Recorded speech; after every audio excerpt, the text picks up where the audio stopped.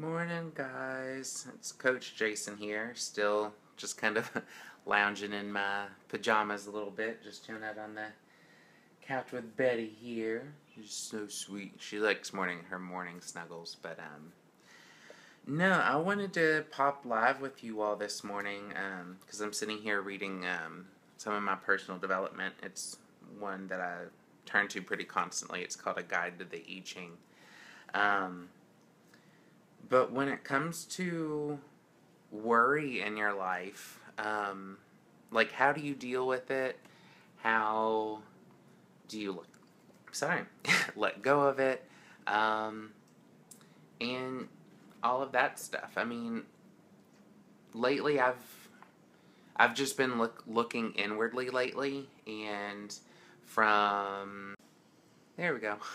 From the possibility of like my husband's job changing to us having to search for new health insurance to possibly adding a new fur baby to the family to like running a business to running a household to running the family. Like there's so many things that I could be worried about right now, and I have been worried about some of it just because of the not so much of worried like things might go wrong, but just not knowing what the outcome is. And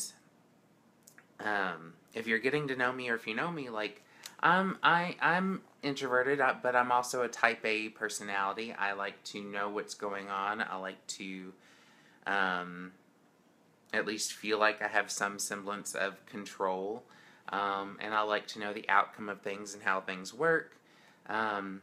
And just sometimes even that becomes stressful. Like not knowing becomes so stressful, and this worry gets built up, and you start to get like stomach, like you're just that nervousness, and it's just not fun to live. So today, like I actually asked the universe, I put out to God, the universe, the creative, whatever you want to identify as, and just asked how to release some of that worry and just know that everything's going to be okay. And I wanted to come and share it with you all because what it talks about in today's reading is grace. And it says it's self-important intervention.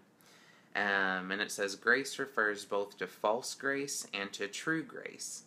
False grace refers to presumptive behavior and adornment of the ego self-image.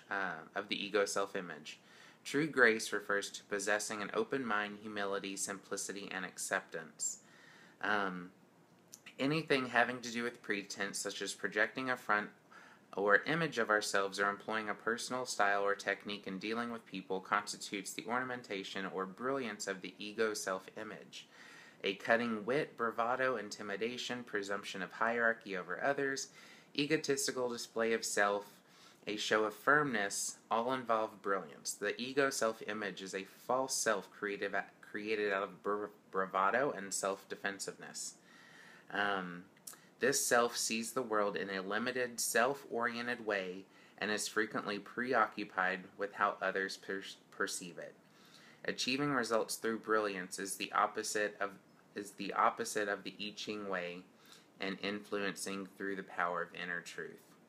So to me, it's just funny how that hit like the nail right on the head. Is that all of that worry I've been experiencing, like not knowing whether or not with my husband's job or health insurance or where different things are going to come from, that's my ego coming out and worrying. Because one of the things that my husband and I, we've been together 11 years now, that we've always said is we're never going to do anything that's going to put our family in jeopardy. We're always going to work together to make sure things are taken care of. And so I have to have faith in that, and the fact that I'm just sitting here possibly worrying about it, instead of turning to grace and turning to just taking a deep breath and living in knowing that things will work out when they should and as they should, is something I need to do. So that is basically saying take a deep breath, everything will be okay. But I like too how it goes a little bit more into um, what the false grace consists of, and it just got me thinking a little bit more too. It says false grace refers to contrived solutions to problems. We contrive solutions to problems because we distrust or discount the willingness or the ability of the creative, God, or the unknown to make things work. We fear we must act on our own or that we must intervene to save the situation. This fear arises because our ego perceives that everything should move in a straightforward line towards the solution it thinks is correct. It is unable to realize that the creative, or God, works things out by using every direction it takes in this situation. The creative, it may be said, works in a zigzag fashion, tacking this way and that, confounding the supervisory ego and its everlasting search to control. See, again, there's that word, the control. And no matter what path in life, I mean, yeah, how easy would it be to just be like, okay, if I walk this straight line right here, I'm going to get to where I want to go. There's not going to be any speed bumps along the way, or if there are, I know exactly that they're coming and how we're going to get there. But that's not how life is. And life, there's going to be hills, valleys, back and forth. You might get lost for a while and then come back to the path. But through that all, having the faith of knowing that you're going to return back to the path.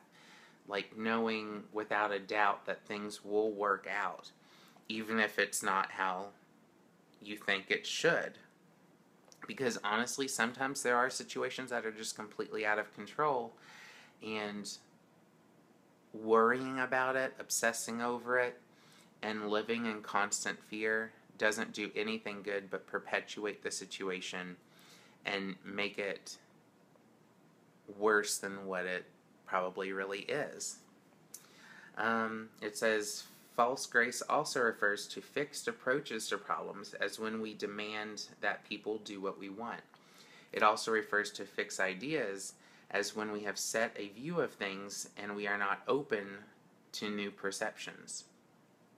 We may see a situation as disastrous, but from the cosmic point of view, the turn of events may be the only way things can turn out correctly.